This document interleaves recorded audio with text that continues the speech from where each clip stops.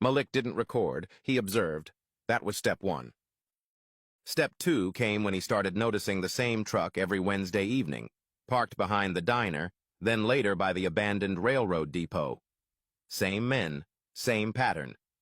Every time, he wrote it down in a coded notebook his mother taught him to keep. He didn't know what they were moving, but he knew they didn't want to be seen.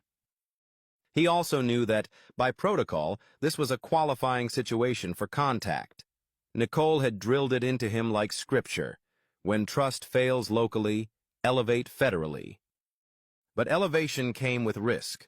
Calling the FBI from a rural southern town as a black kid with no badge, that wasn't just bold, that was an act of war.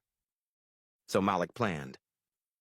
He mapped the tower zones around the payphone. He timed the officers' shifts. He even ran a test call to make sure the line wasn't tapped. Then he dialed. Not 911, but the direct number Nicole left him in case of a breach too big to ignore. And when he gave that coded report on a hot afternoon outside that rusted gas station, he knew Dempsey would come. He counted on it. But what Malik didn't expect was how fast the Bureau would respond. The moment Dempsey's phone rang, Malik's world expanded. Everything became motion and consequence. In the minutes that followed, two things happened in two different places that would tie together like barbed wire around the truth. At the Bureau's Southern Field Office, Nicole Johnson received an alert ping tied to Malik's credentials. At the same time, a digital copy of Malik's field notes, photos, and timestamps hit an encrypted DOJ server, J. That wasn't Malik being dramatic, that was protocol.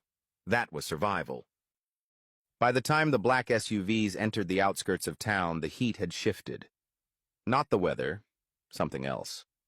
Something sharper. People at the diner looked out the windows with half-curious, half-fearful glances. Everyone noticed when vehicles that clean rolled through a place that hadn't been repaved Main Street in 20 years. No one said anything, but they watched. And they remembered. Especially in a town where watching was safer than speaking. Malik was escorted home by two agents dressed like Sunday preachers, sharp suits, no smiles. Miss Delilah opened the door before they even knocked. She didn't flinch. She didn't ask questions. She simply stepped aside, as if she'd been waiting for this moment her whole life. As Malik walked in, one of the agents handed her a small envelope.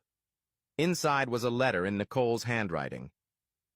They'll try to bury the truth, but he knows how to dig, trust him.